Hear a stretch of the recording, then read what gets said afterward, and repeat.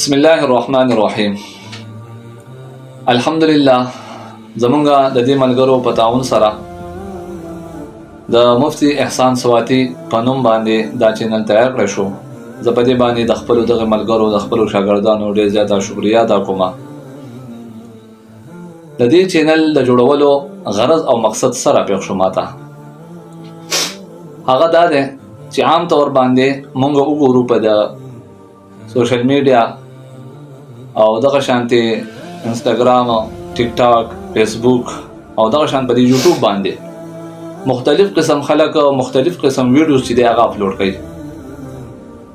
او په هغې کې مختلف قسم څوک خاکې پیش کوي او څوک ډرامې، څوک کارټون، څوک مختلف واینس چې دی هغه ویډیوز چې دی هغه اپلوډ کوي او معاشري دی چې دی هغه ښایي او په زرګاو په لکاو خلک چې دی هغه ګوري. نو زما غرض او مقصد په دې کې دا و چې داسې په یوټیوب باندې زمونږ علماء کرام هم موجود دي،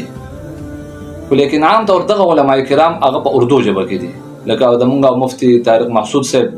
طارق جمیل صاحب، ډاکټر ذاکر نایک صاحب او دغه شانتي نور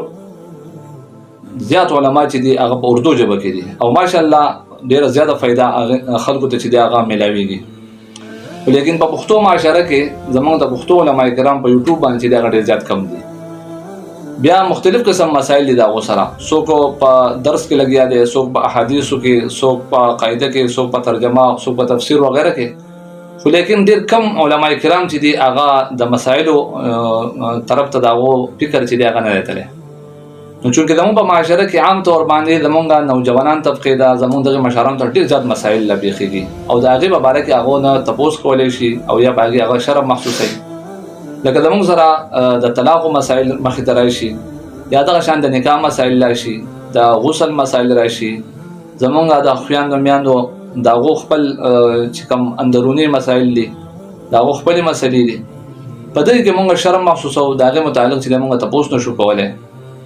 نو دغه غرض دپاره او مقصد دپاره مونږ دغه چینل تیار کړو، جوړ کړو چې په دې کې مونږ یو مختصر او شارټ ویډیو چې ده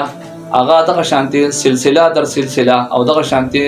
په یو موضوع باندې یو ریلیټډ هغه به روان یو.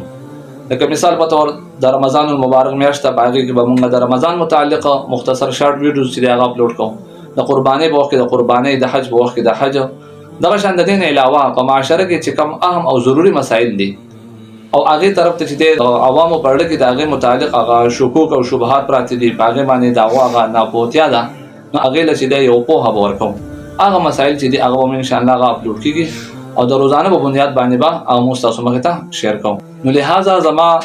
ستاسو په خدمت کې دا یو ګزارش کوم چې ستاسو څومره مسایل دي تاسو بلا ججک بغیر څه د یرې ترهې نه هغه تاسو ماته په کمنټس کې ویلی شئ. زه به انشاءالله زر تر زره د هر ملګري هغه کمنټس چې هغه ماته رالیږلی په هغې کې د یو مسلې تپوس کړی په هغې باندې به هغې ته زه د قرآن او د حدیث د روشنۍ مطابق یو شارټ ویډیو چې ده هغه زه دې ته شیر کوم. انشاءالله په هغې سره به د دې هم فایده کېږي او د ده د وجې نه به نورې معاشرې ته چې دی هم ډېره زیاته فایده میلاویږي.